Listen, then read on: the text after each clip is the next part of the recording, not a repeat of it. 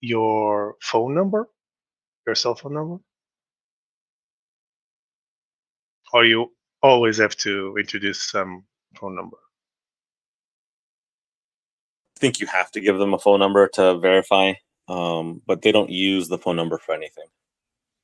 It's because they ask for the email already, or the cell phone first. But if you choose the email, they already have the email. So why the need for the cell phone?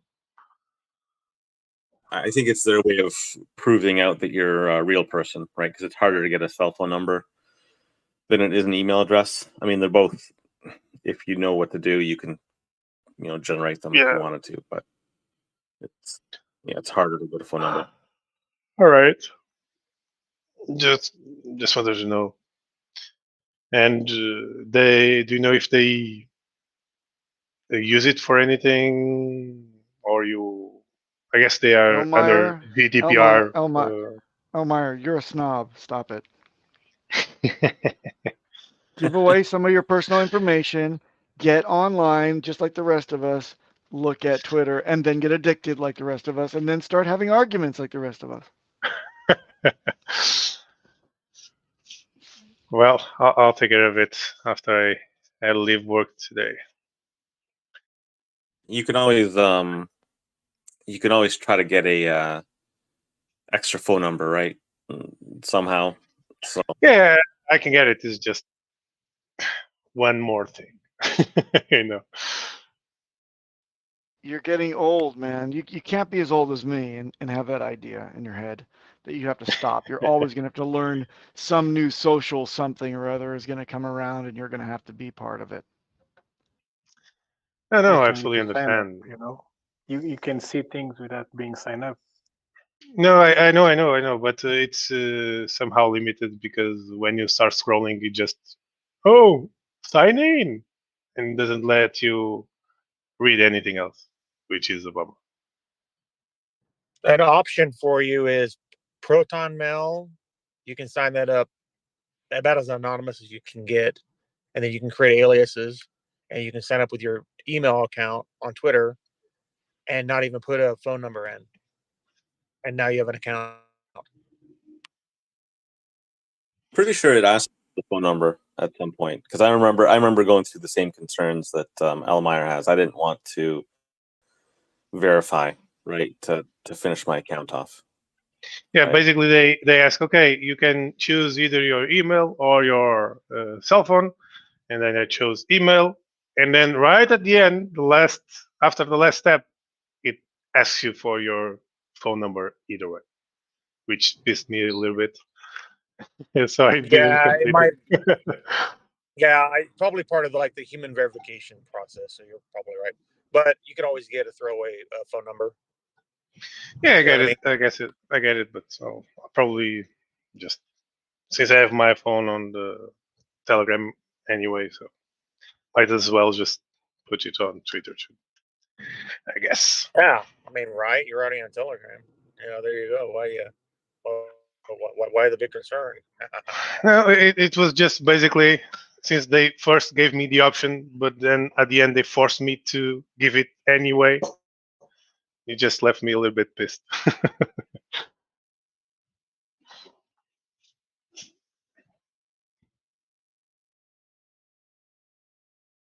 Elmire, are you a never nude? Never nude? What does that mean? I'll assume the answer is yes then. I don't know That's somebody who's so uptight they even wear a swimsuit by themselves taking a shower. Yep. No, I won't go that far. I believe it was a pair of ripped-off jeans, right? Rip-off jeans, but yeah. hey. Arrested Development is the greatest. It's the greatest thing ever. Well, yeah, probably if we are in a public swimming pool, yeah, I'll probably use it. But yeah, if you haven't seen Arrested Development, it's at least 10 years old now, probably. think it came out in 2008 or something. But if you haven't seen it, I would highly suggest watching it. It's very funny, and there's a lot of What's the name? Arrested Development. Arrested Development. Oh, it popped up on Google right away. 2003 sitcom. Yeah, there you go. See, so it's pretty old, but it ran for what, 2 or 3 seasons, I think, before it got cut off. No, there was a fourth one I thought that came out like 10 years later or 9 years later. Oh, they did a Netflix revival of the series, so maybe it's on Netflix. To watch it. Yeah, you have to watch it in order from the beginning. At least the first 2 or 3 seasons. The one that they did on Netflix was actually really interesting because they basically shot the same episode like a dozen times, except they just showed it from different people's perspectives, and so you could watch it in whatever order you wanted to, and you would find something new in the episode every time you watched it, basically. Yeah, it was like the Rashomon times 6, basically.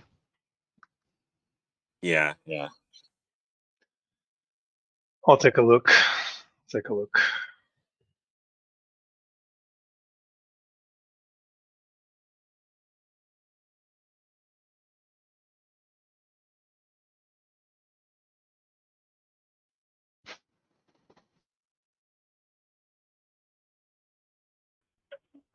Hey guys, can you hear me? I'm using a bit of a shitty Bluetooth. Yes, we can hear you. Yeah, if anyone's in the mood for answering questions,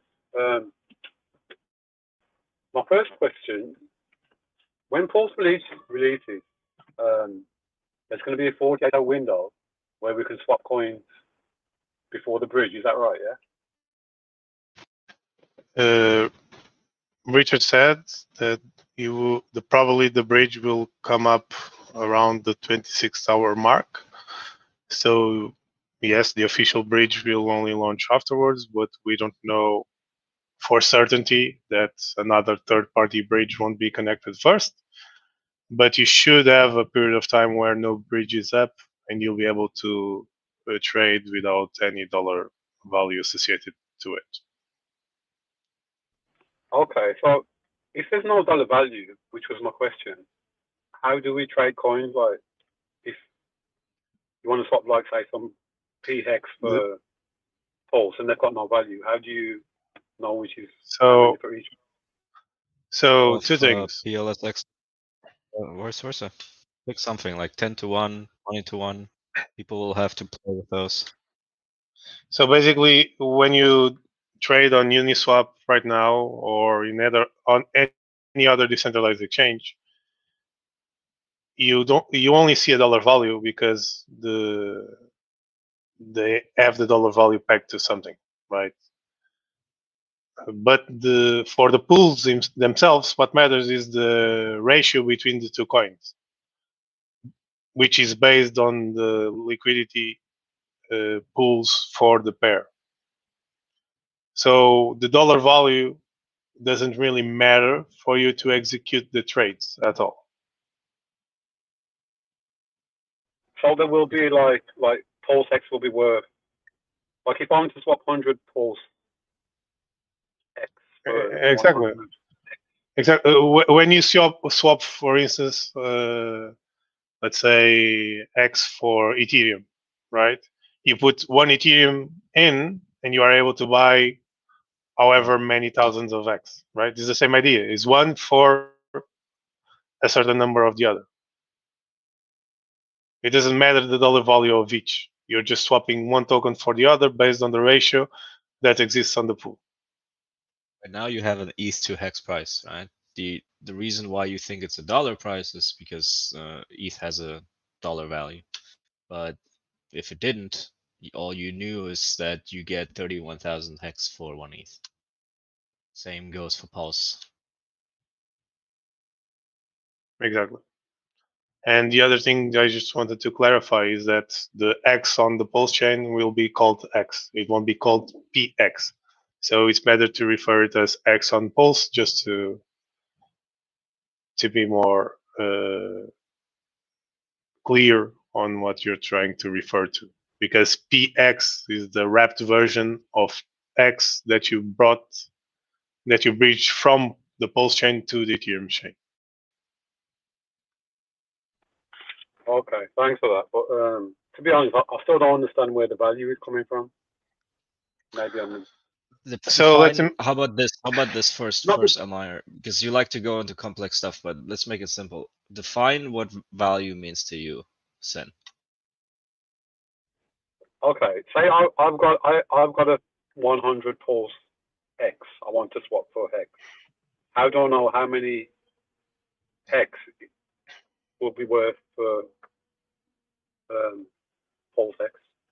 Like 10 That's to 1. correct. Where Nobody does knows that that. number come from? Yeah, nobody knows that, but that's what the market will find out, right? Any market works like this. On day one, somebody, I don't know if it's you, me, or someone else, is gonna set a ratio, like, I don't know, 100 to 1. The next person after that is gonna be like, nah, no way, I think it's gonna be cheaper than that, and so forth. Like, at some point, it's gonna converge onto something, and it'll be extremely volatile in the first hours, in my opinion, but value will be found. Oh, okay. Okay, I understand that. And if you are talking about value in the sense of dollars, it's very easy to imagine. Like, imagine you have an orange, and for you, it's fair to trade one orange for 2 apples, right? So let's imagine a market where each apple each oranges are 2 apples. Okay, so you can trade one orange for 2 apples, or 2 apples for an orange, right? Let's assume that's fair. It's like the trading ratios between the different tokens, right? But now, if your orange is worth $5 because someone is willing to give you $5 for the orange, that means that each apple is 2.5, because they are redeemable for each other, right? So if you have apples, you can trade it for oranges, and then you can trade the oranges for money, for dollars, right? And that's the way they get a dollar value afterwards.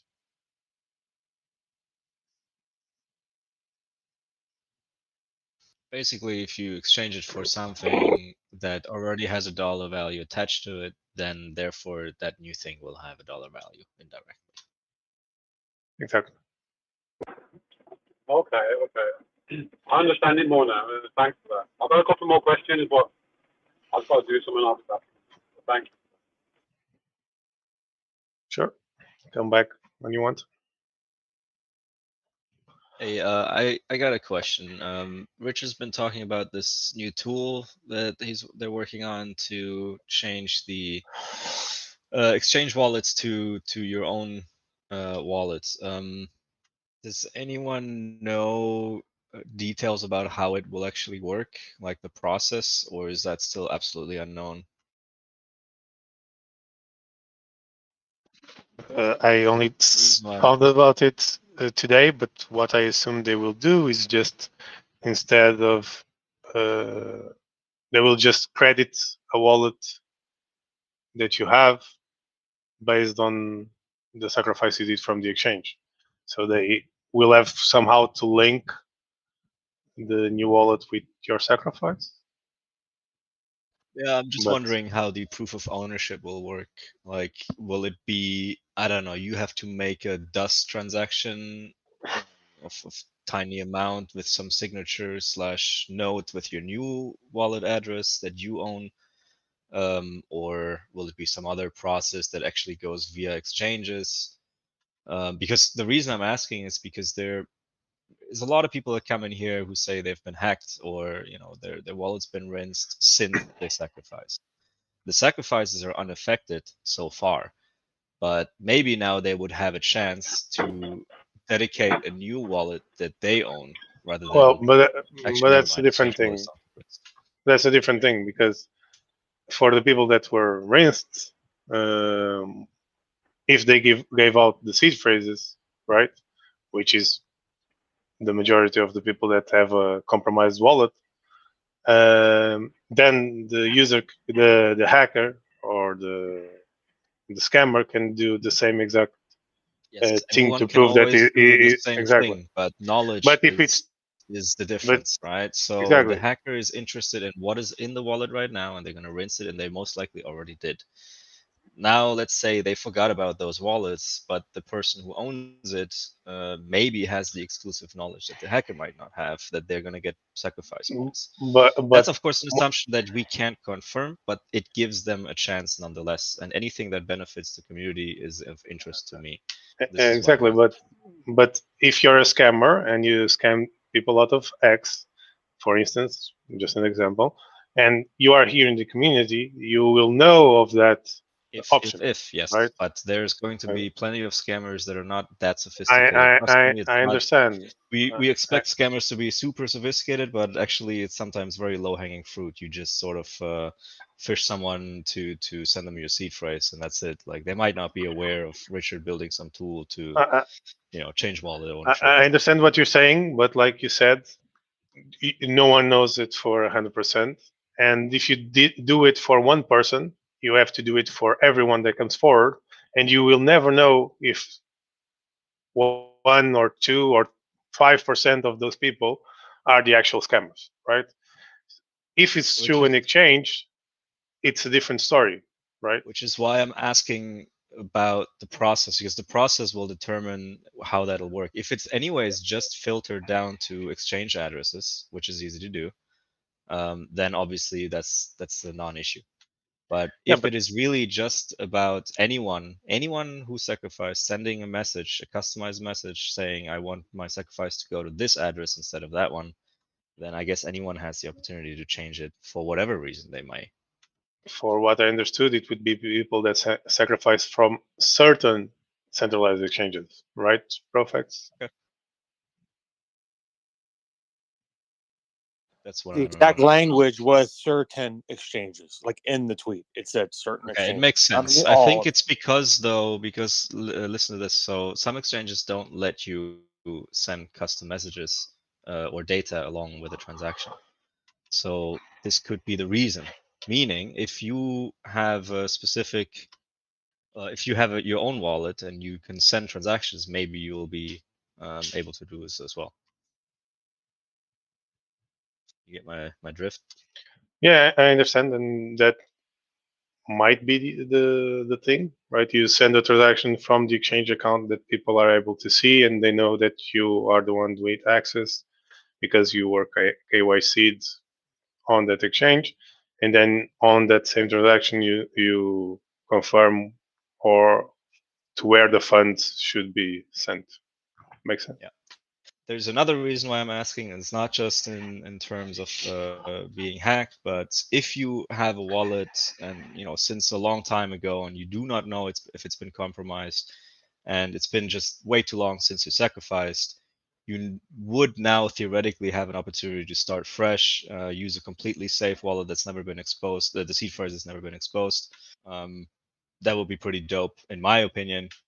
And it's something we could tell people if they come in here with those issues. But right now we Yeah, can't but tell anybody because we don't know how it'll work. it's exploitable though. If it's all everything is always exploitable if you have multiple owners of a wallet. Let's just put that issue aside. We all get it. But you have to assume that the person who owns the seed phrase is the owner, right? You can't just say, well, we're not going to give it to everybody, but because some people might have multiple owners. That's just up to you, man. If you did not take care of your seed phrase, that's on you, man. Nobody gonna like work that or shit around you. Yeah, I think it's that was the amount of effort, brain power I didn't want to ever have anybody invest in, because there are holes all over it, and it's debatable whether or not a good actor or a bad actor is actually making use of it, and then taking the dev cycles to do it. I Well, personally if would the like to cycle drop takes very, it. very long time and many years to do, I think it's putting some people at risk. You out of all people should agree with this, that securing yourself and getting a hardware wallet that has never been exposed to anything online would be the best way forward. And giving people that option to do so, in my opinion, is a good thing. I'd say retroactively is what you're proposing.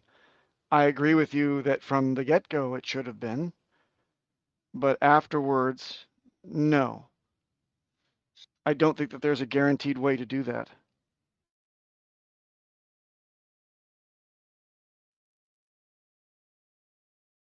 All right, so let's say, there's about 15,000 users right now that have a wallet where at some point they entered their seed phrase somewhere, but they haven't been rinsed. But that means they are at risk, right? How long are you willing to wait until they are actually rinsed? Because that's the wallet that's, where the sacrifice is going to get dropped to. If they have the chance to switch to a new wallet that hasn't been exposed, wouldn't you want to take it? And what's the No. downside of it?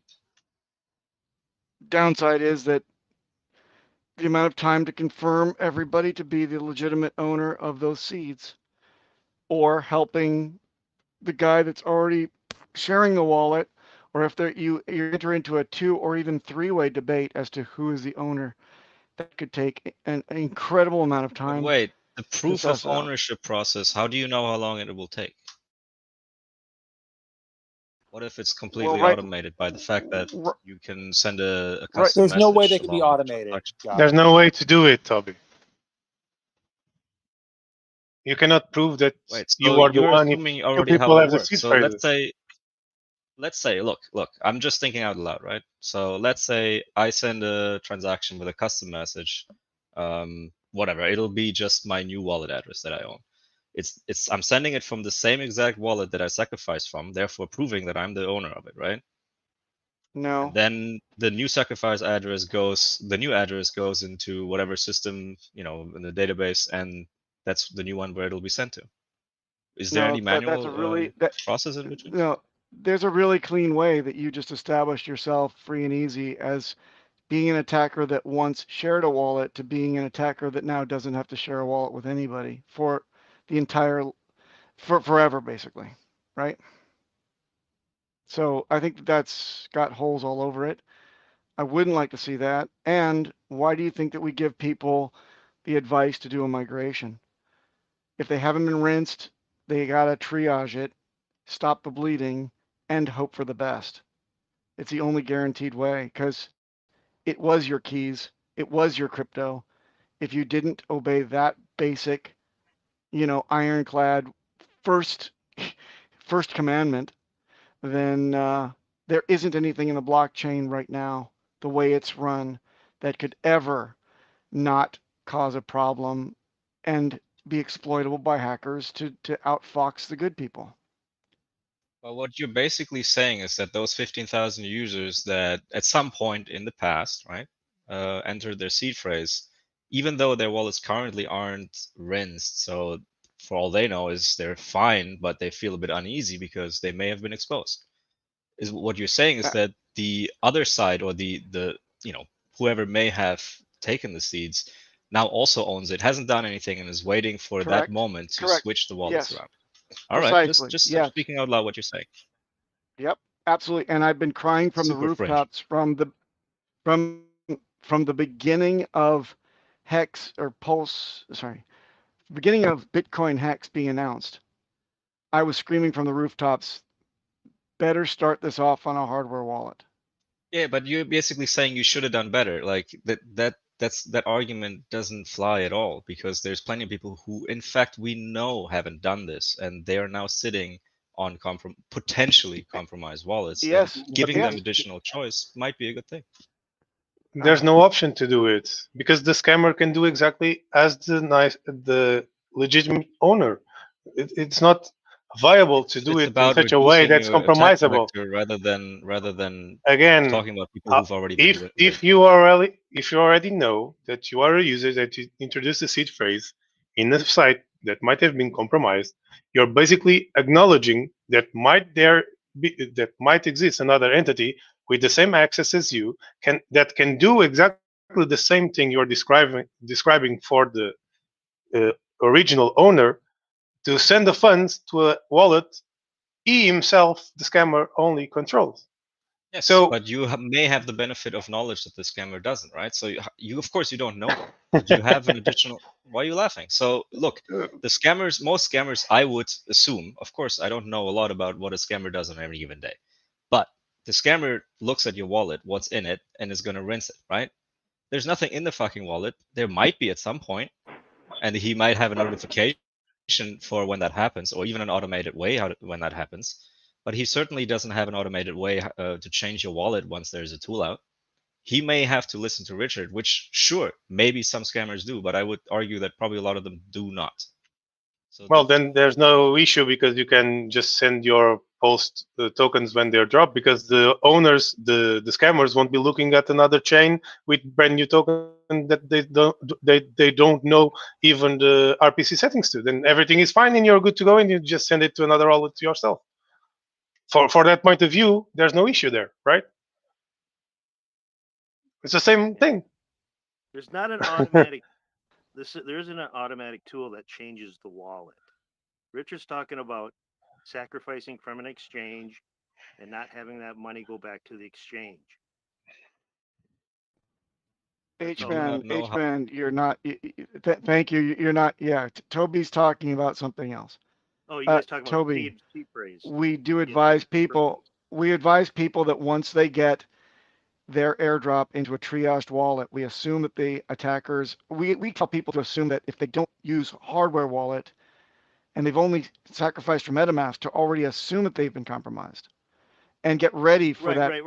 Quick. Hold on, I'm answering to Toby. Hold on, H-Man. Hold on. I'm saying that we tell people to have a second hardware wallet to act as their vault, to be a safe place for them to send their assets lightning quick. So that's the best and only hope for them.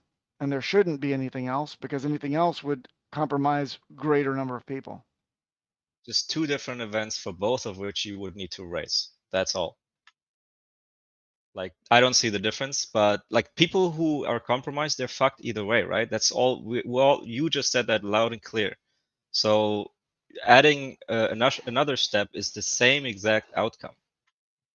You're racing one person not exactly the same outcome, because on one case you might be able to win the race, especially if they're, like you said, probably they are not looking at updates. They don't know the RPC setting for the network, so they cannot go there before we do, right? So the best thing you can do at that point in time will be race it, because any other option is giving also the scammer time to he himself send the transaction saying, okay, just send it here. And some people, the people that are not compromised but think they might be, everything is fine. But the people that are actually compromised, you're just giving more tools to the hacker to flee with their money. Because if they are not getting updates on how to send the funds or redirect to another wallet, will happen anyways, right? So the point no, is, it's not happening anyway. Are exactly the same. The thing you're saying how does the other side prepare themselves more less than you do? So you're saying it doesn't happen. You're saying that the basis for your thesis is the scammers are probably not up to date to the news, so the real guy can get there faster and send it to make the airdrop be sent to a legitimate wallet. Well, it's basically about a Venn diagram of how many hackers actually know about the Pulsechain RPC settings, and of those, how many of them know about the news of the tool. It's literally just that, right? And you're assuming the overlap is 100%. I'm assuming it's probably less than that, and that'll save at least maybe, who knows, 100 people, and I'm fine with that. Well, I don't believe that to be the case, for the simple reason that the RPC setting news will come in a day and you'll have access, and this new tool that they will use will be available from now, would be available from now until the launch. So how much longer are you going to win the race? If it's a 1 hour thing or a 5 months wait? I'll ask you this. In which one has the more... chance to win, right? It's the same idea. This. If let's just say want to add in something Pulsechain really quick. takes another 2 years till launch, right? Don't you think that your chance, like your risk, just increases over time if you've been really exposed, or do you think it stays the same all the time?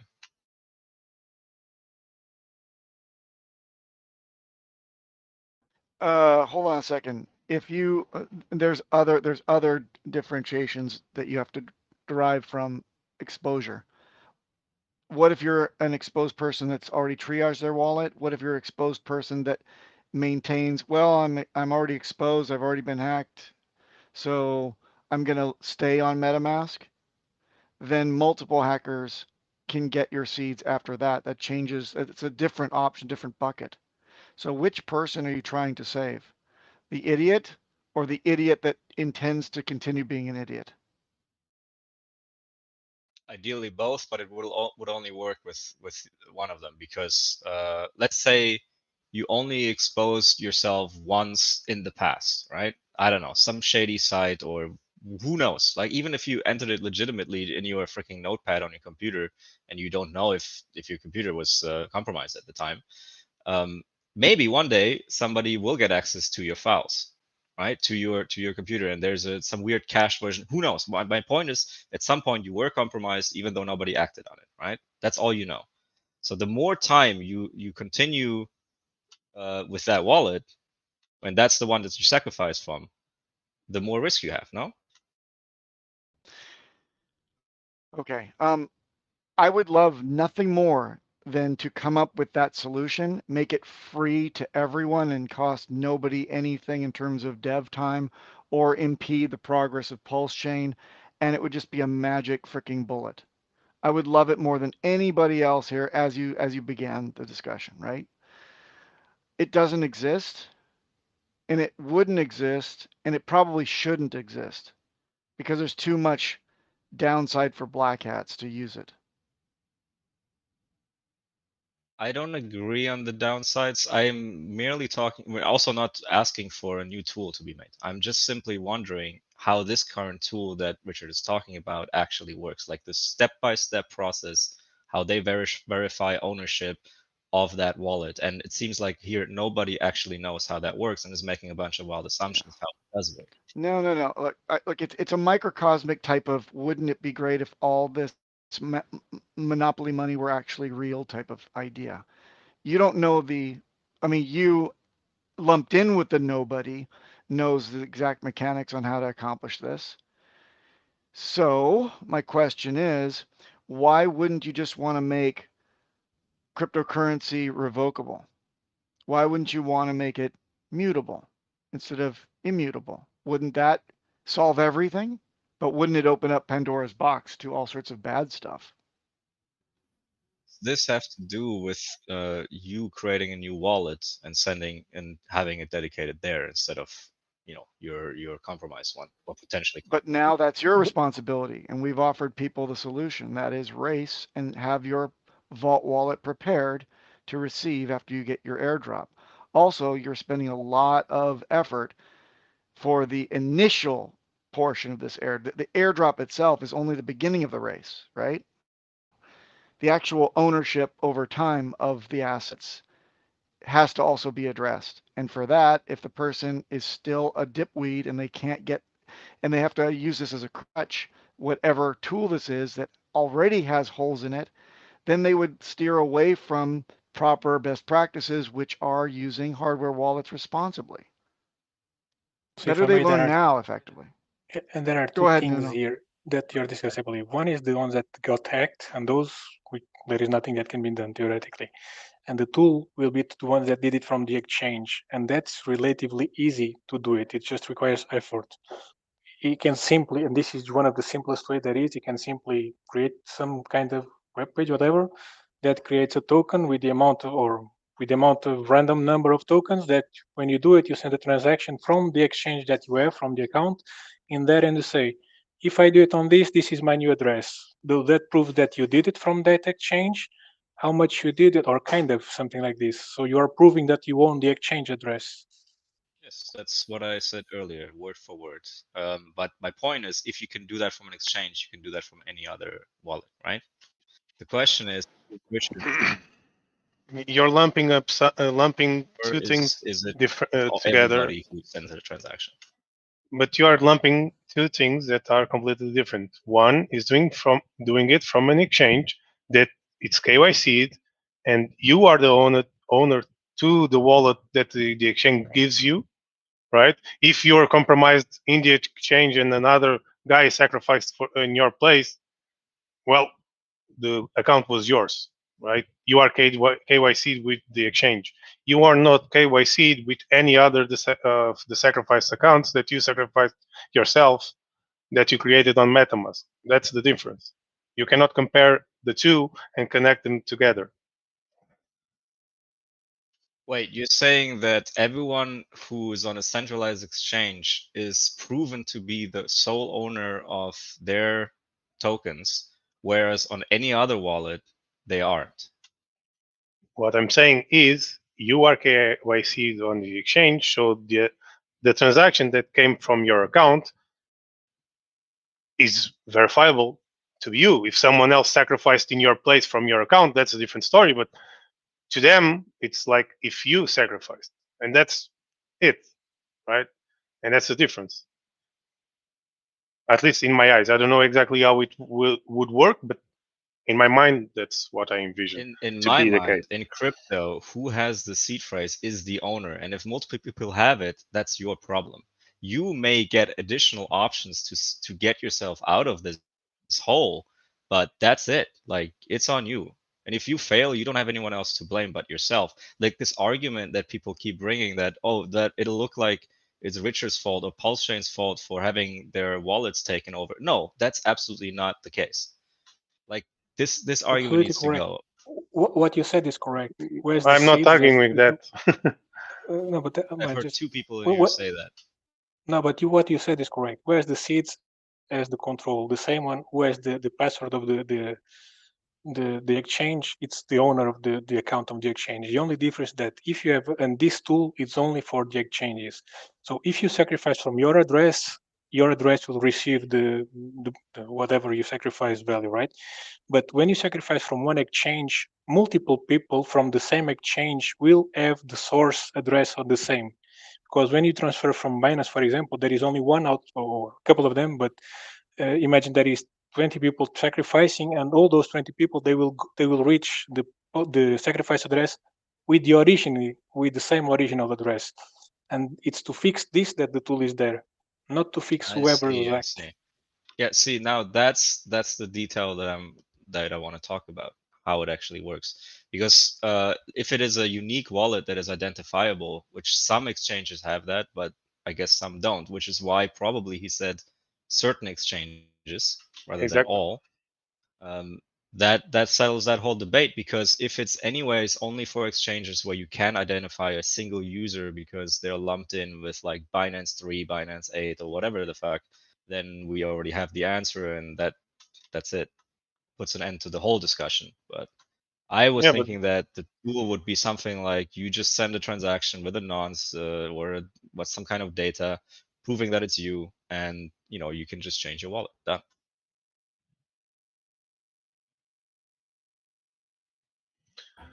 okay. I'm glad people understood it. So I have the meeting in 2 minutes, so I'll be back later. Can I ask you a question, Toby? Is your solution to send a message from the place you sacrificed from, redirecting him to send it to another address, and that address will be in your message? In my mind, yes, that's how it would work. Like in the data field, you would just put the new address that you want the sacrifice points to go to. So my question is, how can you ensure that the exchange will use the same address you sacrificed from? Wait, the exchange? Like, the problem is somebody sacrificed from an exchange, right? So how, I assume you mean they'll have to send a message from the sacrifice account which would be on the exchange. Yeah. So wouldn't you need to have the same for the special message? It would have to be sent from the exchange, from the account you sacrificed from? Yes. Well, if the exchange allows you to add custom data with the transaction, then that's possible. If it doesn't, then I guess you're shit out of luck, or maybe there is another process that I'm not aware of, like some kind of exchange API, and you can verify that you're the owner. I don't know. I'm only talking in terms of blockchain, what I do understand, what works, but maybe there's something specific to exchanges that I'm not aware of. Which is The why reason I I just asked, simply asked what is the exact step-by-step process for this tool, but since none of us know, I guess we can just move on. okay, the reason I ask is I thought that with Bitcoin, for example, they constantly changes the accounts you send from. It's a security feature. So you really don't know what account you're using at any given time. I thought that's the way it worked. Maybe not, but I think different exchanges do it differently. Like I know obviously that Binance just has like, I don't know, 15, 20 wallets that you can then trace on the Etherscan. And then within those wallets, there's like hundreds and thousands of users, owners. So I don't know how it works with all the other exchanges, but I know they're different. okay, thank you.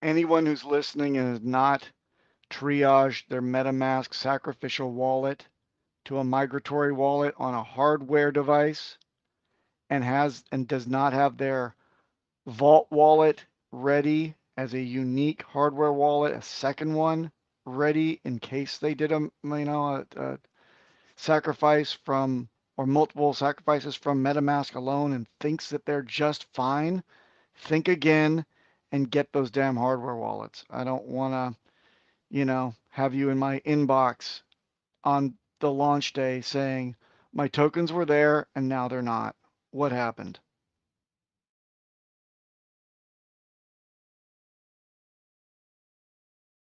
Papa, Yes. I got my hardware wallet, my Treasure One. It's just in the mail today.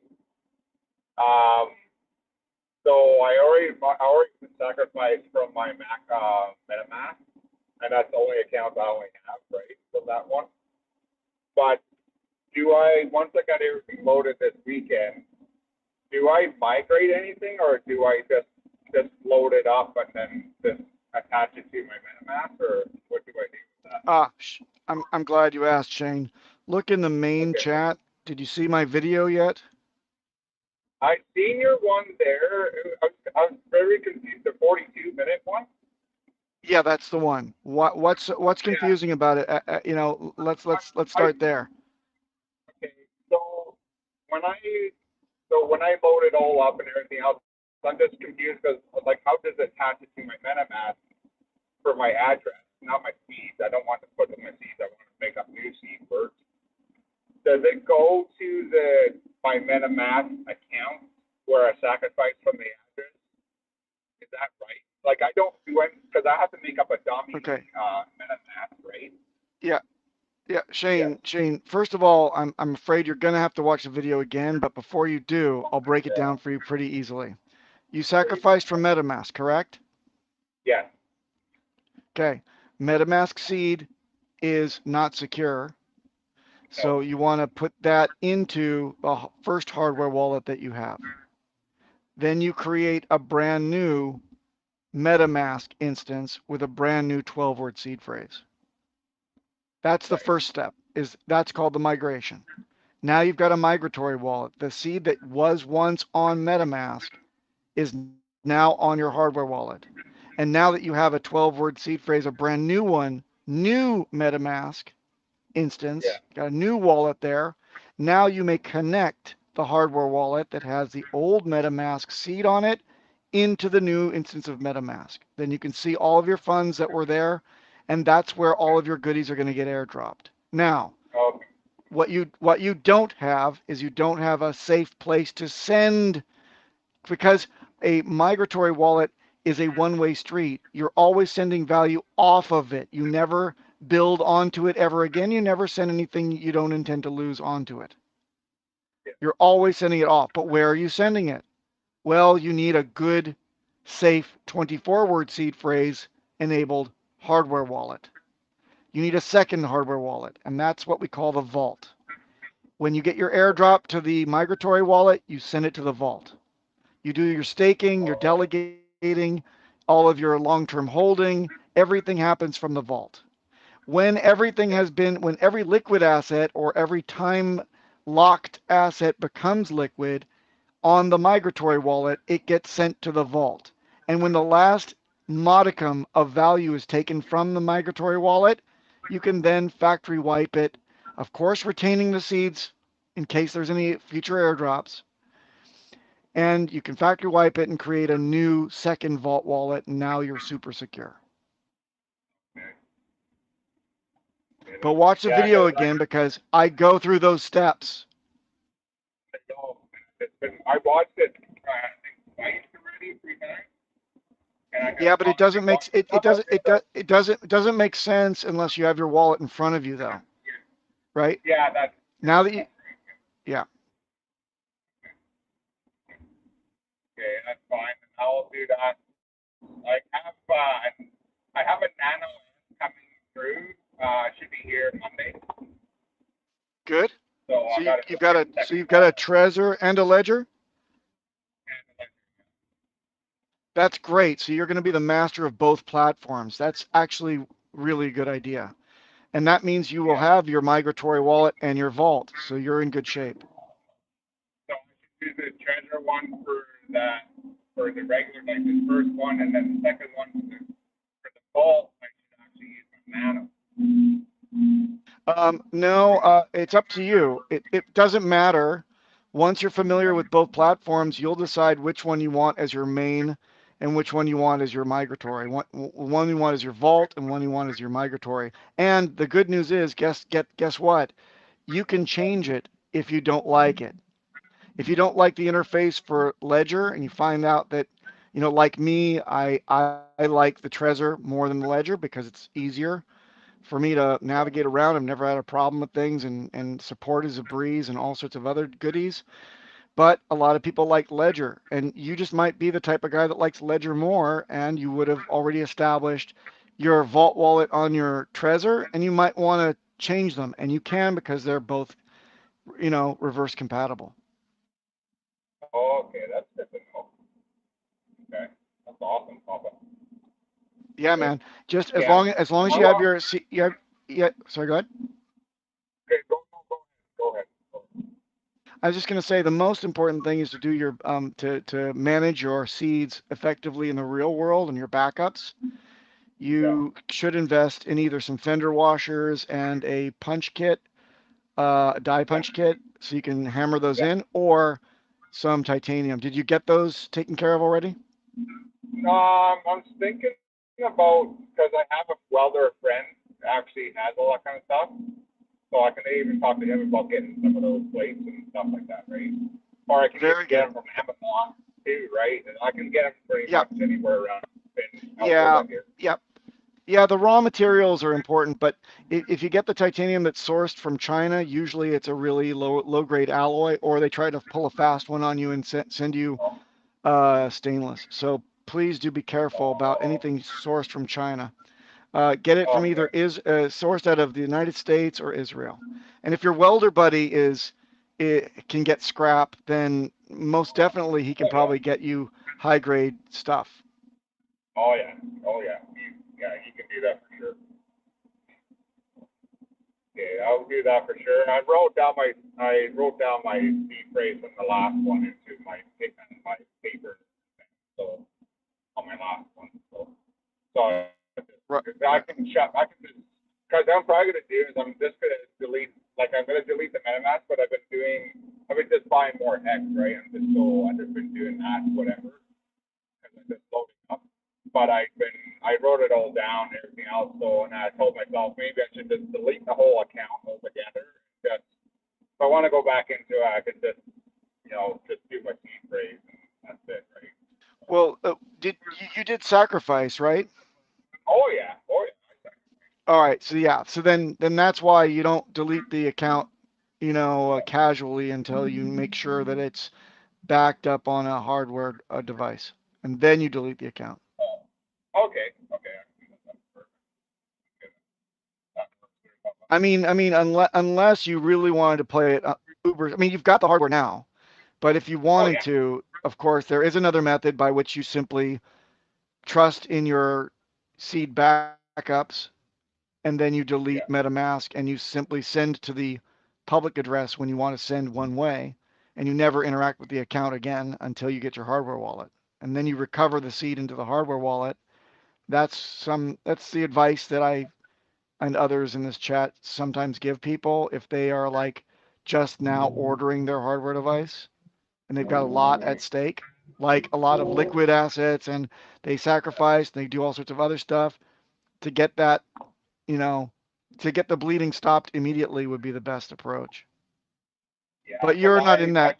Yeah, you got your stuff. Yeah, and two, Papa, I had this talk a long time ago. I think when I sacrificed for Pulsechain, right? And I was in BC in Killam there, and I was looking at them, and it's like, okay, fair enough. So I went ahead, and I was having problems trying to sacrifice. I was like, I want to sacrifice. I only got 2 more days left. I want to sacrifice. So I was panicking, right? So I was like, okay. And then this freaking guy just freaking texted me, and it was in midnight, and I was like, okay.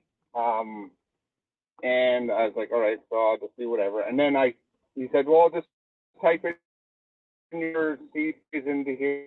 I did it, right, Papa? And I was like, fuck. And I was like, okay, fuck it. No, that wallet's done.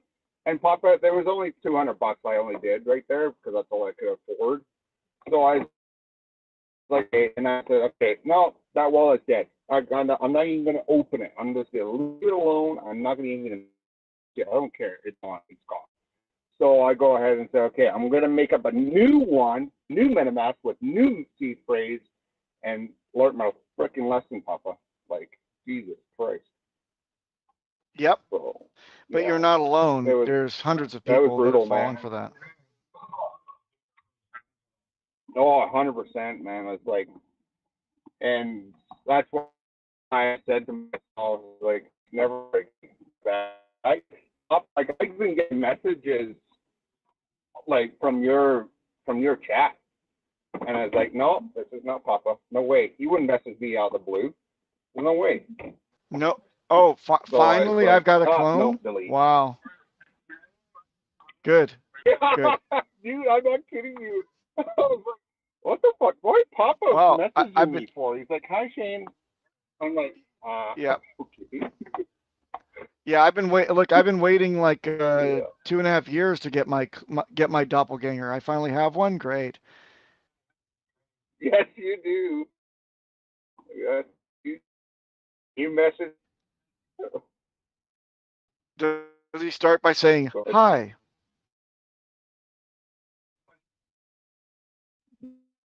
Hi.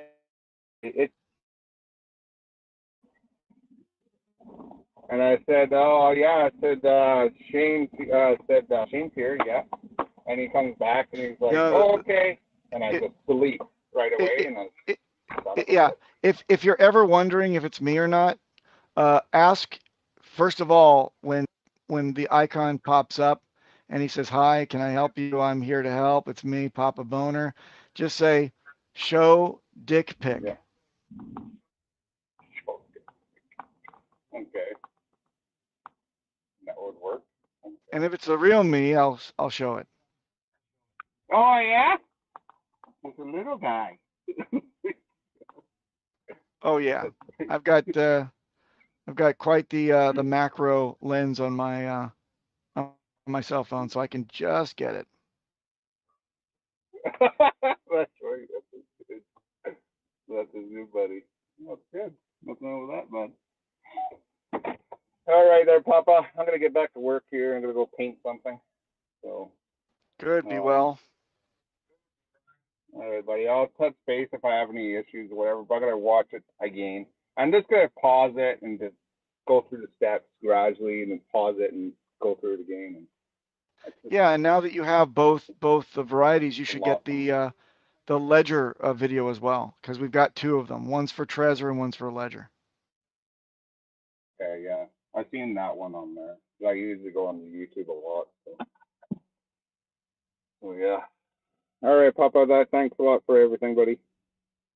No problem. Be well. Happy painting. Thanks, buddy. You too. All right. Bye.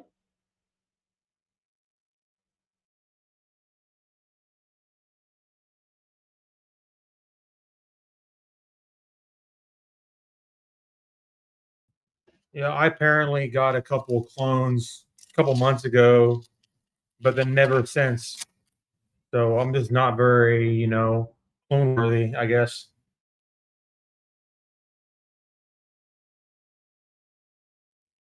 Hey, were we supposed to sacrifice from an exchange? Was that the rule? Oh. Okay, so I say sacrifice. I say kill the few for the many. If this is holding back Pulse, it's like too bad, people. I don't And, think you it's know, holding none back. of I that think was I think the development's been done in tandem. And then it wasn't Hex that was sacrificed from exchanges, so they're safe. And it's probably a couple. It's different people, right? I mean, because different developers have different skill sets. So the people doing sacrifices are different from the core blockchain developers.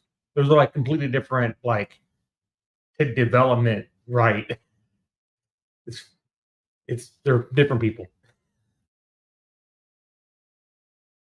And if the goal is to save people, the people that did it are the most less knowledge or the one that are need saving. So I honestly think that it's a good thing that it's doing this.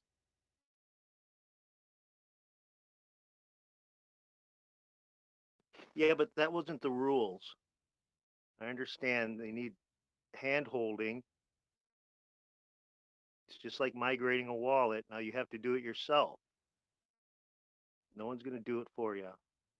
But it is too bad. Yes. Hopefully it wasn't thousands. Yeah, so we have some clarification on the new process for the exchanges. So apparently it works with Coinbase, Binance, and Binance US. And basically it involves the person generating an API key, right? And then using that to verify the old transactions, right? With the API key, even if all the funds come from one address, let's say if that's the way Binance does it, with the API key, it gets linked to your account, and you can actually go and verify old transactions with the API key. And so basically they just flag, hey, this is the transaction that was sent to the sacrifice address. It gets verified on the other end that everything matches up. And then they can, say, yep, that makes sense. And, then you just have to simply most likely enter what address you'd like to see those funds show up in instead of the exchange. Sweet. Thanks for looking into that, ProfX. I'm assuming this will be only the read API key, not the send transact, right? I would hope so, yeah. Because I don't think we should encourage people to generate keys that can rinse their exchange wallets. Yeah. Right. Yeah. And I was So just now the thinking this. people that That adds more Yeah. surface area of attack. But if there's the availability of just a read key, then that would be awesome. So the people that weren't knowledged are really going to get schooled now how to do shit. Bummer. Oh, you got to learn if you want to get it. Like if you sent like 20 grand, like hit the books, Yeah. right? Follow the instructions. Yep. They got to really learn now. Ugh. And then, so I think for the most part, they know which accounts were on exchanges, right? They should more or less have a list of those. And originally the plan was to put those funds aside in another account, right? That could be claimed later. But now it looks like we have that process. So, but I think even if you don't fill out the form before the launch, I assume they're probably going to still keep any funds that came from an exchange in that extra account, and then you'll be able to verify later and tell them what account you want the funds sent to.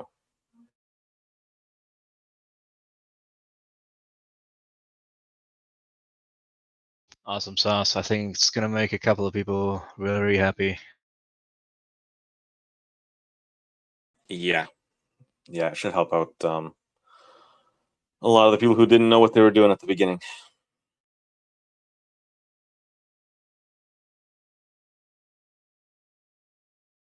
I think this would be proof positive that Richard is not a scammer going to all this effort to save people.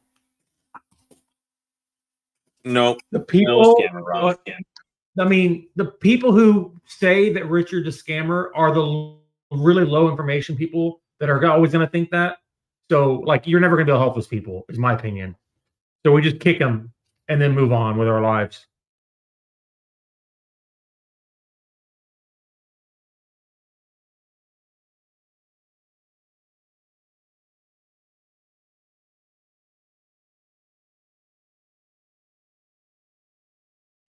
There's, of course, anybody in this chat is high information. So welcome, people who know what's going on.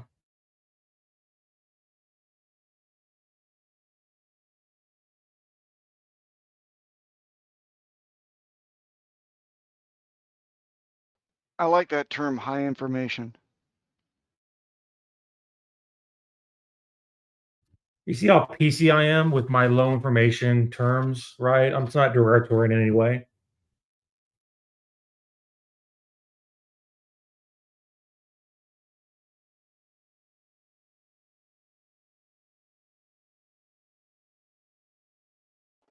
Not me. I'm saying sacrifice the sacrificers. No. I'll be nice.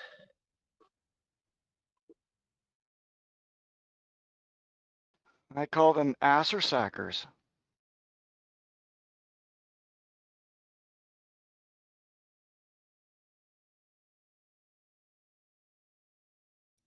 Yes, I've officially stopped answering when launch in all chats for all time. I refuse. And I've gotten my life back as a result.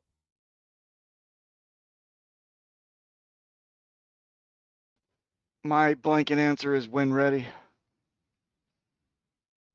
Yeah, I was doing that too for a short time, but then it was like requiring me to actually post an answer.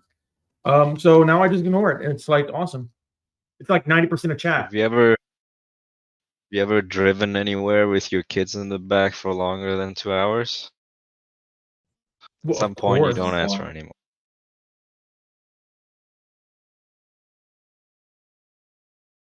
Oh, we're there yet?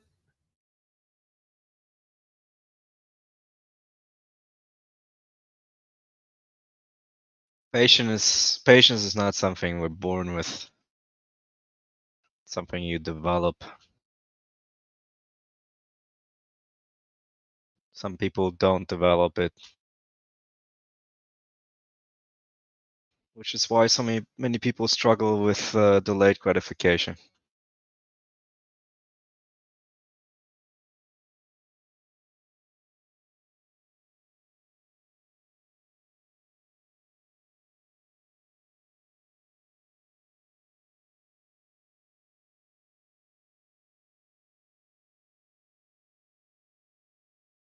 Yeah, instead of worrying about Pulsechain launch, I'm sorting my mail, cleaning up my garage, right? I'm being productive. People should be productive while we wait.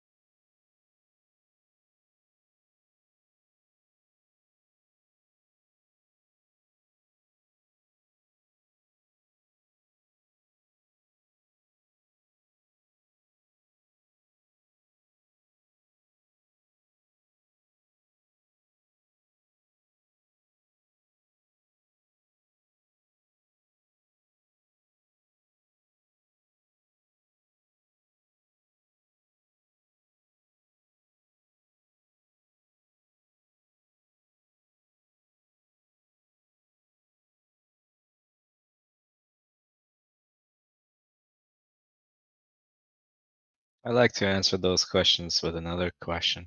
When ETH 2.0? Well, I know the answer to that question. I don't want to go into too deep. People are like, huh? Yeah, I don't have time to deal with that. Yeah, no need, because the answer is it's been delayed multiple years. It'll probably be delayed further. It's almost like this thing can be quite hard to do. I mean, I'd argue it's easy to do it with Pulsechain with no existing infrastructure yet, but that's beside the point. Yeah, it's like it's almost like development is hard and blockchain is hard. I don't know what's going on with that. Well, there's a reason why it's all the plebs sitting asking when, and only very few people actually doing and building. If it was that easy, these guys asking would be doing it themselves.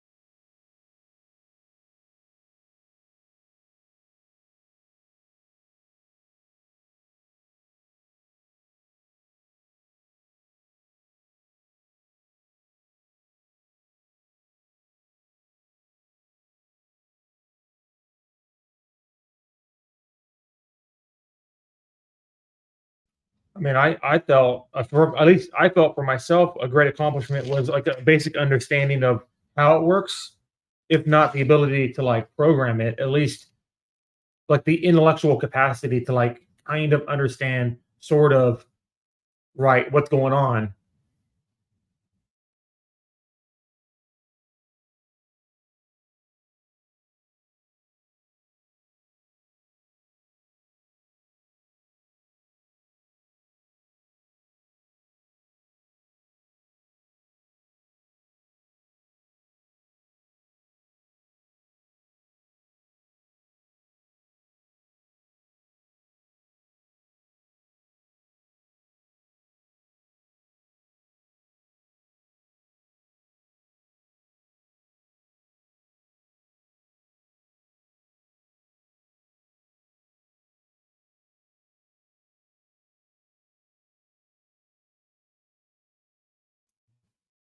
I have a personal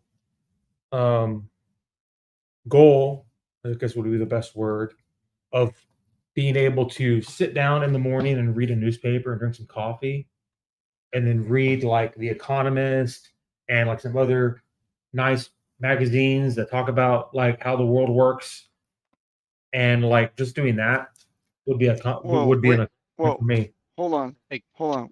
What is this newspaper thing you speak of? I know, right? Crazy. Bourgeois. La ti da. Now, Gamma, have you seen there's a free course by MIT.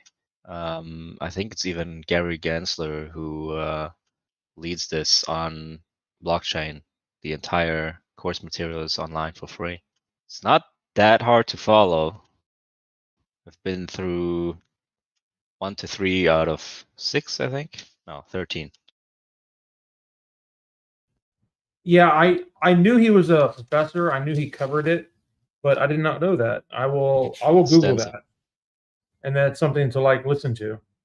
Sure.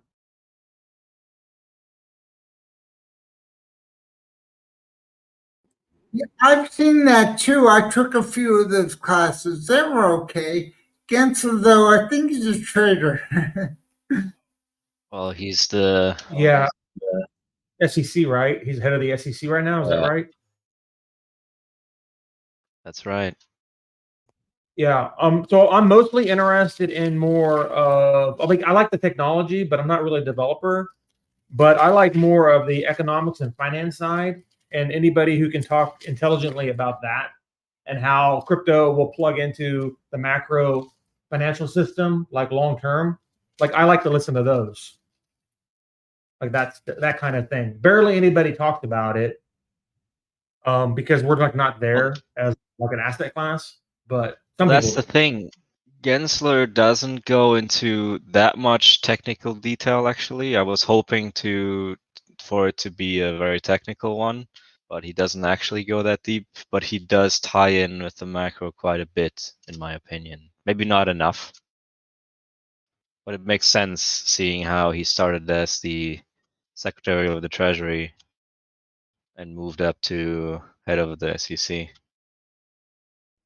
Yeah, I think definitely something I'll listen to. I have the time. I mean, Pulsechain hasn't launched yet, so I can either answer when launch all day, every day, or learn something, right?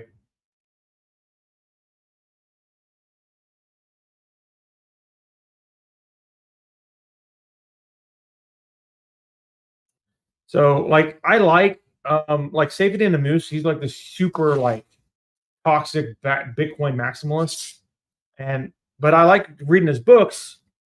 I like the concept. I just wish that he had a more better understanding of like not everything is Bitcoin. Like there is actually like other things are awesome. But like he does him, so that's fine, whatever.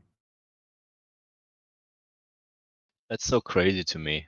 Like people who very well understand how Bitcoin works, but they specifically blend out the entire rest of the ecosystem because they think it's all scams, which, I can't blame them for it because there's a lot of scams and a lot of rug pulls and a lot of bullshit. But, not even looking at Ethereum. Yeah, I mean, I every day when I'm on this voice chat and on text, 99.99% of everything is like either a scam, gonna be a failed project, or it's gonna be a rug pull, or like all this bad stuff, right? But then there's that other like that small sliver of crypto that's awesome, and like I'm hoping that I'm in that little sliver. So far, I've done pretty well being in this little sliver. But people just like, Bitcoin's the only thing. I'm like, yeah, I like Bitcoin too. I don't write it off. There's a lot of people in chat that are like anti-Bitcoin. You're like, dude, you don't know anything, but okay, you're like the anti-maxi. I got it. Okay, it's fine. I don't want to talk to you. Like, open your mind a little bit. But like, Bitcoin has a place. Like, it's gonna exist. It's fine. Like, sure, like it sucks a lot. Like Ethereum sucks a lot too. But like I can have a mind that's open enough to understand that, like when the internet was created, you had all these companies come out, like the browsers, right? Like the browsers is a kind of a good example. Like you had Netscape come out, and you had like the something Vista come out. Like, you know, all these browsers came out, right? And like the basic internet infrastructure really sucked. AOL like sucked a lot, but it was like the first one. And like, okay, great. Well, that's the foundation. But then other things came later. So we're barely using now what was made 30 years ago. Like the underlying technology, sure, right? The infrastructure that created, like the stuff that makes the internet actually function, like TCI, TCP/IP, like these basic core protocols that how the internet functions. Like those have been around for 3 years. They hit critical mass. They just got it developed, and now it's like everywhere. Like, but there's a bunch of other stuff that like Bitcoin, Facebook came out in fucking early 2000s. A lot of the technology we use that actually the front-facing, like user-focused apps and everything, like all that's new. There's so much innovation that happened in the internet that's also happening in blockchain. And to say that, like, say Netscape, right? So Netscape was the first browser, and to say I'm a Netscape maximalist and like nothing's better than Netscape, and Netscape's going to be awesome, it's going to be forever, and you're like, well, that's not really true. Bro, what's wrong with Netscape? I'm using it right now. Man. Okay, well, awesome for you, man. I'm just saying there's other things out there. Like I like Google. Even though there's a lot of things, I'm an Ask Jeeves maximalist. Yeah. What? Right. I'm an Alta Vista maximalist. Sorry, guys. Alta Vista. That's the one I couldn't remember the name. It's like Alta Vista. But you know what I mean? It's like, seriously, guys, let's use newer technologies to make awesome stuff. And like you can use Bitcoin. Bitcoin's great if you don't want any gains and you want to like just lose money all the time. Sure, you can get a 2x and then go down 90% just like the rest of the market. Like there's a place for that. Listen, Gamma, I can do everything I want with HTML 1.0. I don't need no 5.0. I'm good. Exactly right. Yeah, that whole argument should be a it's a non-argument. Like anyone with a degree in economics, or not even a degree, just basic understanding, knows that competition drives innovation. I mean, to just be maxi about one thing just makes no sense. Hey, Tracks! Woo! What? Tracks. Woo. Yeah. Woo.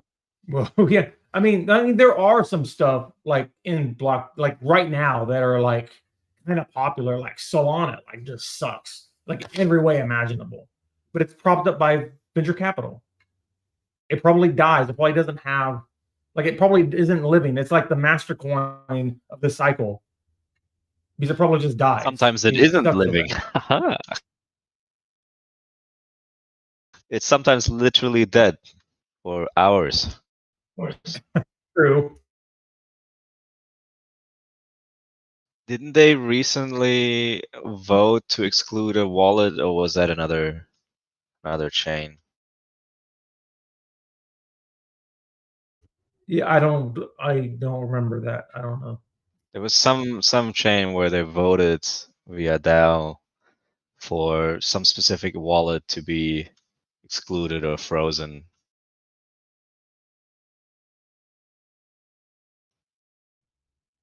Yeah, so I'm so glad I don't use that chain. I forget which one it was. I know what you're talking about. It was a few weeks ago. I just forget what chain they're talking about. Probably better that way.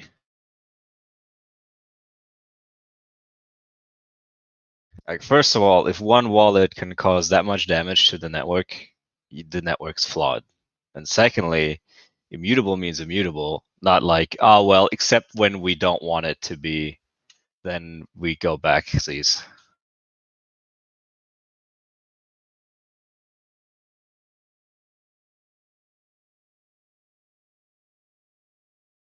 Then again, a lot of major chains did sort of rollbacks by just forking from a previous block to avoid a massive fucking scam or hack. Yeah, I mean that's basically what Ethereum did, kind of, right? But that was like 5 years ago, 4 years ago.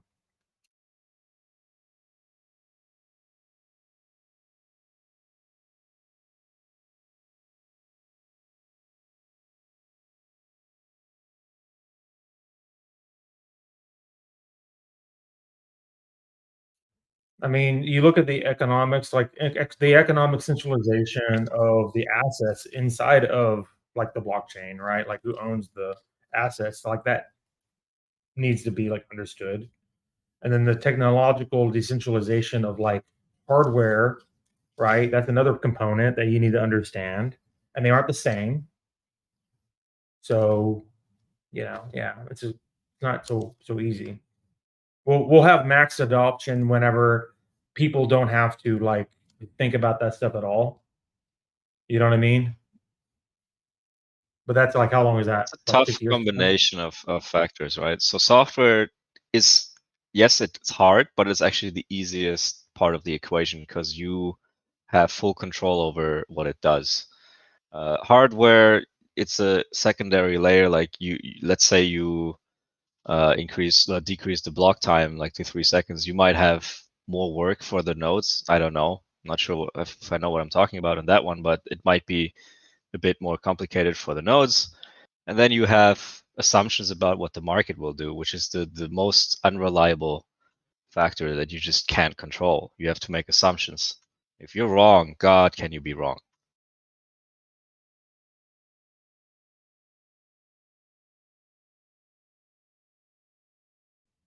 I mean, I think like in the future, you know what I'm saying? Like I don't know how far into the future people will end up using blockchain and they won't even know, and they'll route their assets through multiple blockchains in the back end and it all just work, and they have an account and it's almost like a unified account because the technology exists where they just use it and they just do the thing they want to do, and it just routes through the Bitcoin network, the Ethereum network, the Pulsechain network, well, not the Solana network, it'll be dead by then, but like some other networks. You know what I mean? Like that'll be massive adoption right there. Like how does Well, that I've work been though? saying the biggest hurdle to this kind of adoption, especially DeFi adoption, is still being your own bank. Like, can you be trusted to be your own bank? Yes or no? And even if, are you that good at security to keep your seeds safe? And I think the answer at the moment is no, not really.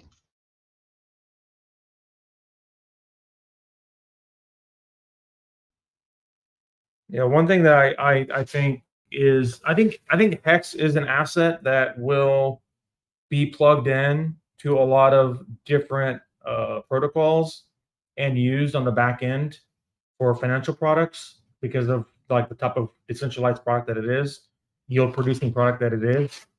I mean, we're saying like this is years from now, but still, I can see that. I can envision a time where people use Hex as a financial asset as it's intended, but like through like third layer, contracts. And I'm like, yeah. And that's kind of starting now with some stuff on Ethereum, but I'm saying cross chain, right? Centralized banks and like financial institutions like Fidelity being able to invest in like a long term staking strategy like on Fidelity. Like, yeah, I can totally see that. Like, when is that going to happen? Is that 20 years from now? Sure.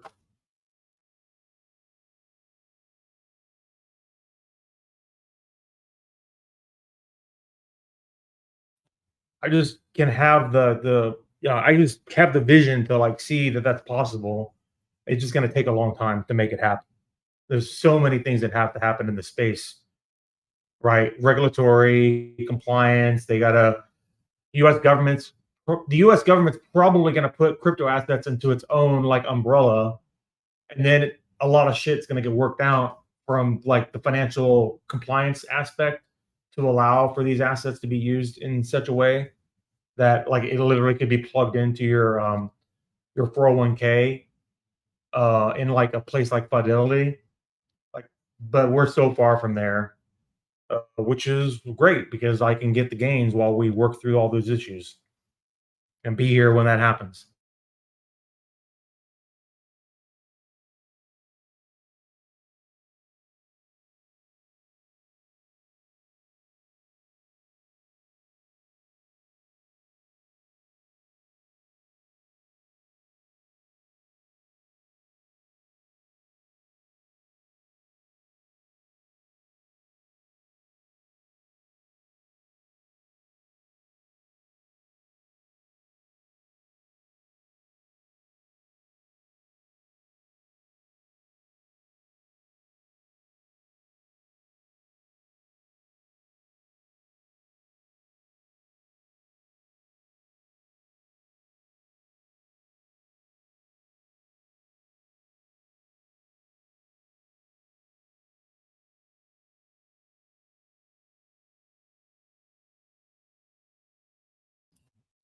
I mean, I'm of the personal opinion that my personal strategy of buy shit that I think is going to have utility 20 years from now and wait, I'll be fine, right? I don't need to I don't have to jump from shiny object to shiny object and hope that I don't get rug pulled constantly. And that doesn't mean that I don't invest in new things. I'm just more selective about what I invest in. And 99% of stuff, I don't see it having, like, very few things in crypto do I see having any, like, multi-cycle 20 years down the way, is this thing going to exist? Right. But I've been wrong with some stuff on Ethereum that I ignored that, well, you know what? The one thing that came to mind was Celsius, who I thought would be a long-term player, and it's just died. So look at it. There you go. Who knows? Who knows what's going to happen in the future? Well, I think you have to have failed in the past to make better decisions in the future. If you haven't failed at all, you're gonna fail at some point. I've failed a couple of times in my life. Like I think I was invested in Neo, not that big, but I had quite a few, let's just say, bags in that, and it didn't go anywhere. And now I understand why. Yeah, I've definitely done the failing thing.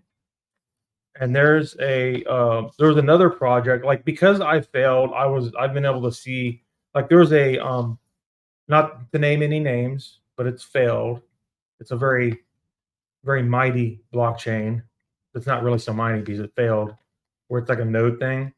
And like people were talking about it and hyping it up, and I looked at it for like 30 seconds and I went, this shit's totally gonna fail. Like, why are people excited about this? But like literally, like everybody, I was looking around, like everybody's excited about this fucking node thing, this node project. I go, this shit's gonna fail. This is not good at all. But they got the hype. And so I ignored it and I just went my other way. And then come a year later, the shit failed. I was like, yeah, well, I saw that coming. I'm not always right. But if I can avoid being wrong more times than not, then I'm okay. That's basically full-time trader mentality.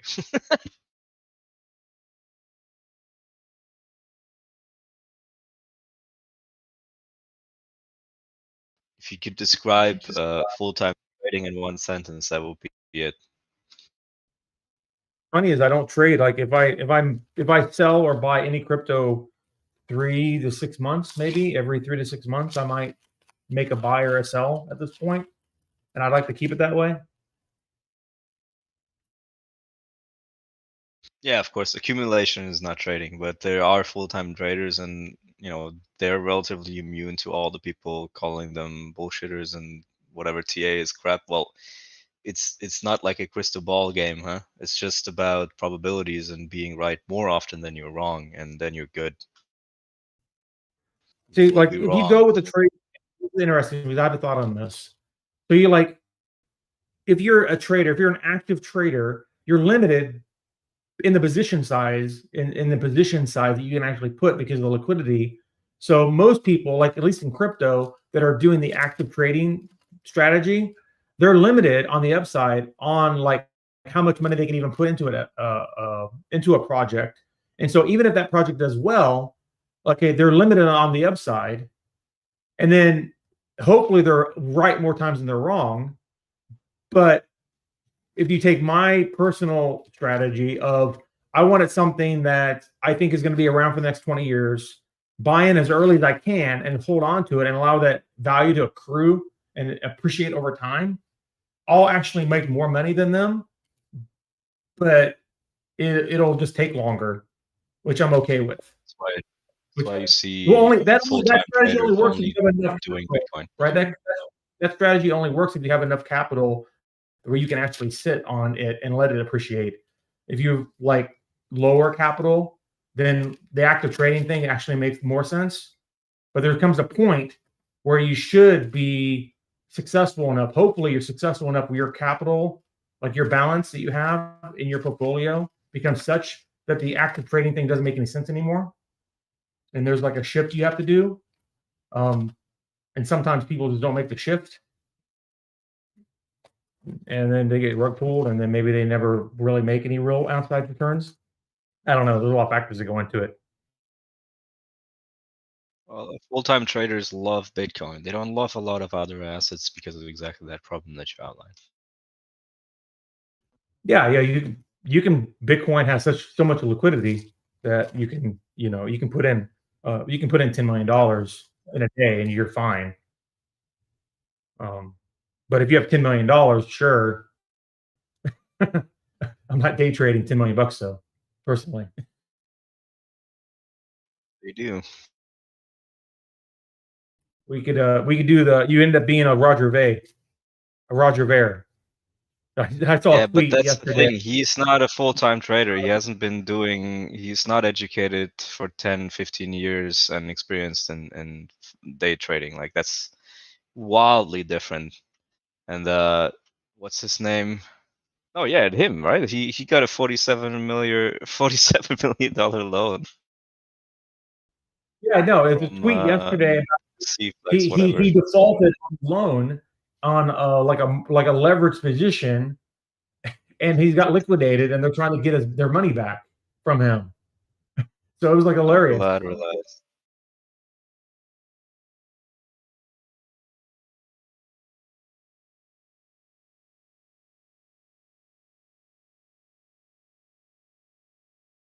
The lesson is nobody is ever good for the money, no matter how much clout they have.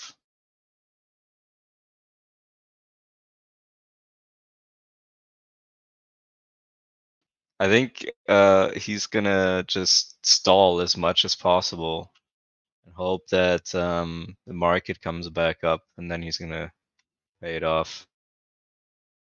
That's probably what his lawyers advised him to. Yeah, probably. You want to sell $47 million, even if say he just has Bitcoin, not even Bitcoin Cash, just Bitcoin. I doubt it. Oh, okay. Yeah. Right. So like That would be funny as hell if he paid off that loan because of Bitcoin. Because he's been talking so much shit about it.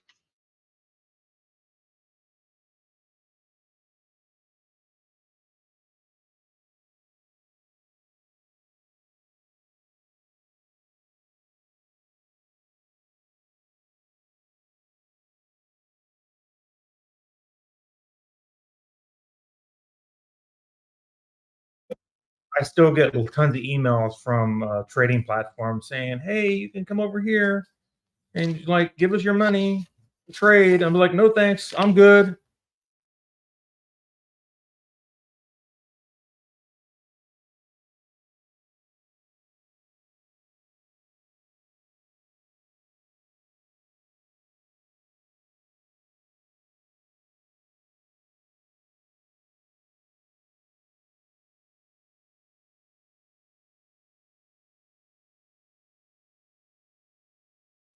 See, like I understand from prior experience how terrible I am with short-term trends and like understand where the market's going in the short term. I mean, I understand the macro. I understand the market cycles. There's a lot of stuff I do understand, but what I don't understand are like trading, like in like a 15-minute chart and trying to make money. Like I'm just terrible at that, so I don't do that. Right? But you got to know, you got to learn. 15 minutes. You're not good at that, and then right, but you got to do it. Find out you're not good at it. Find out how much it sucks, and then just don't do it anymore. And then find a trade. Then find an investment strategy that actually works for you. And it's all very personalized kind of a thing. I mean, look, full-time trading is not an illegitimate job if you know what you're doing. That's the thing. I have a person in my family who does it since fucking, I don't know, 20 years, since traditional finance. And he says, you put any chart in front of me, I'll set it to whatever time frame I want. The rules are always the same. Like, I don't need to see the ticker symbol. I don't need to know the fundamentals. I just need to know the basics, the volume, the history. Well, the price history does matter, like how old it is, but that's about it. And he'll do okay. Yeah, I mean, people can make money at that, and you can get good at it. It's just not very many people can be really good at it. And the people that are actually really good, large banks, probably work as full-time traders, right? They are probably being employed full-time to do it because they're good. Yeah, but they're not that good that it's like setting you up for it's literally a full-time job, meaning every day you make maybe a couple hundred or 1,000 depending on your budget, which will pay you your rent or whatever. It's not like this big gigantic seed that you put in and then pays off 10,000x. Like that's not what it is. It's literally scraping. And also the losses balance out your gains. So, and it's nerve-wracking to me personally. That's why I told him like I'll never do what you do, man. Like I don't understand how you can sit there every day, look at charts and fucking almost get heart attacks. This is not not for me, man. But I'm also not somebody who jumps out of planes for a rush. So there's that.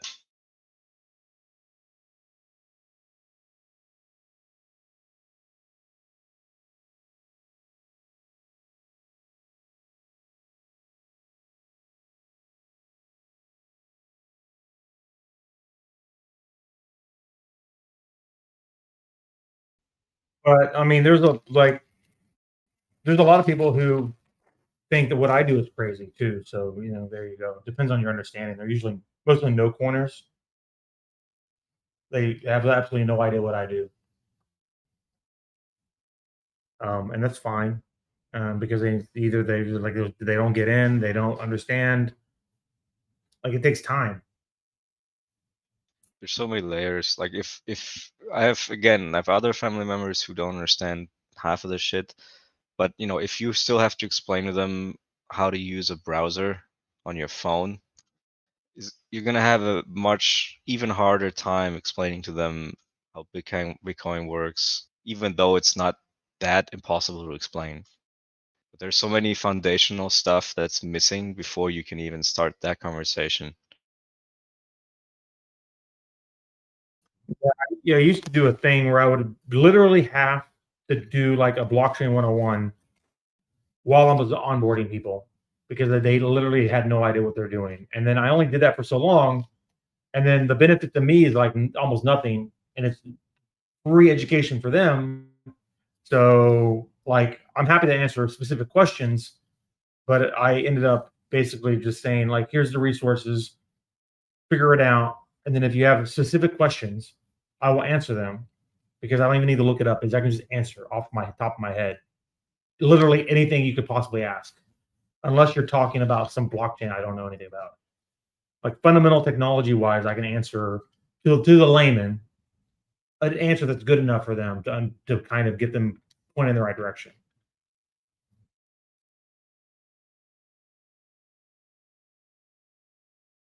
Yeah, but if you have to first explain the client-server relationship before you can even start talking about something like blockchain, it gets very tedious.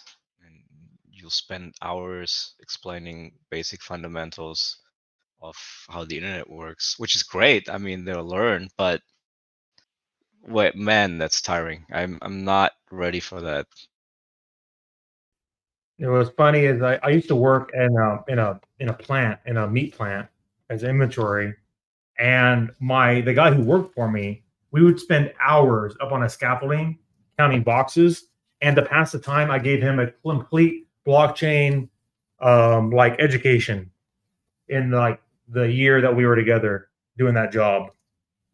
I hope that Boxes he is will do fucking awesome in life, because I literally told him everything he needs to know, because I was doing nothing but counting fucking boxes. It was so boring.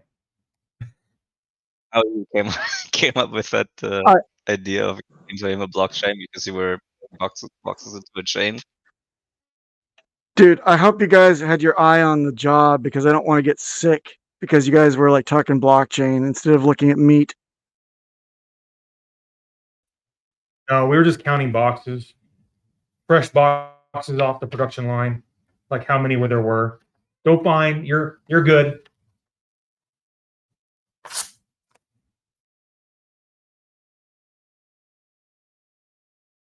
The inventory control system we had was me updating it daily. Basically, it's really sucked.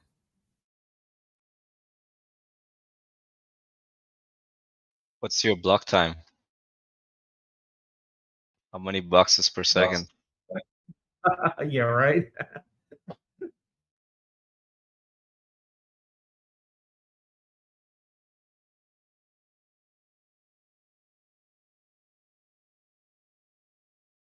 Speaking of which, I mean, the other day I was having this discussion, which people don't like in here, but I'll bring it up anyways, because why not? I'm bored.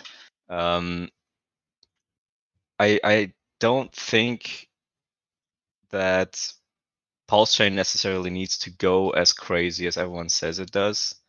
It could very well go the way of Bitcoin Cash, because that's the closest thing that I can think of in crypto history that attempted to do a similar thing. I'm not saying it's the same.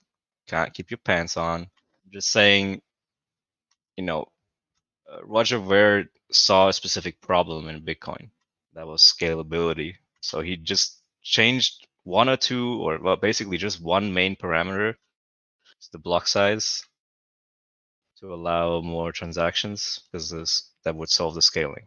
People hated on him and hated it on the entire chain. I mean, sure, it wasn't like some revolutionary technology. I get it. But neither is Pulsechain technically. It's also changing a few parameters around, but that's a good thing. You know, it's a good thing for both chains. And, you know, it's not even that bad because Bitcoin Cash is still around, and I think it's in the top 10. I don't know. Maybe top 30. I don't know. Just to bring Yeah, some realism-based history in there. I mean, I'm a realist. I'm trying to convey that. Pulsechain succeeding doesn't mean that it eclipses Ethereum and becomes like better than Ethereum. But Pulsechain can do awesome stuff and get right and just do awesome. It doesn't need to like destroy it. It's like a killer, Ethereum killer. Like running in parallel with Ethereum, running well, being fast, having cheap transactions, people liking to use it, and then Ethereum just like does its thing is fine. We're all gonna do fine.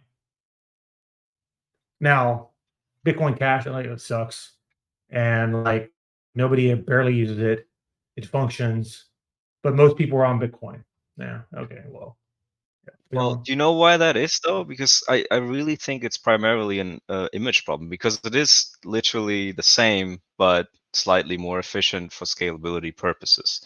So why shouldn't it do better? Well, for one, he used Bitcoin, like he kept the name Bitcoin in there, and then even went as far as saying that this is the real Bitcoin. And that was, I think, a big problem that he oversaw at the time, that people would just hate on it so much.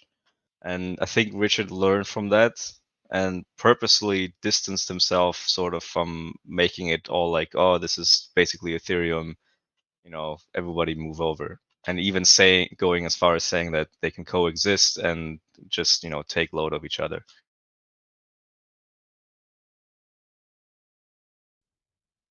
I personally, I'm happy if Pulsechain gets 10 or 20% of like the total daily trading volumes and like user establishment of Ethereum. Like for me, it's fucking awesome. And could it do better than that? Sure, it could also. But for me, 10 or 20%, that's like magic internet money, fucking magic gains. Everyone's singing kumbaya, like how we were so successful. Like, I'm good with that. That's great, because everybody who has an Ethereum wallet will want to take part in that. Sure, they're going to dump immediately, but early dumps are in the game anyways, and then we'll see in the long term if it proves itself. I mean, actually, that adoption curve right there is insane. It would just be instant up. Sure, people's motivation to port over, we all know, is to dump the tiny value that they have on the other side. Let's just be honest about it. But that'll help to prove the use case. They'll notice, oh, well, we've got similar or maybe even just half of the congestion, or I don't know if you can call it congestion, but usage than Ethereum, but the fees are just so much fucking lower. That should send a bit of a signal, in my opinion. Yeah, it's a great start. And as long as it functions well, then people continue using it. And since it's so compatible with Ethereum already, then there's going to be like, okay, there's a lot of chains that are out there that are empty, that are not compatible with Ethereum, that are not compatible with most development, that are hard to use. They suck a lot. Like, well, now Pulsechain is a better alternative for those seeking an alternative to the congested chain that we all love. I love Ethereum. I love using Ethereum. I don't like the gas fees. I'm okay with the block times and how slow the transactions are if the fees are cheap. So if you can give me faster you can give me faster transaction times and like cheap transactions relative to like Ethereum, fuck yeah. Because I'm using it just like I use Ethereum, which I love.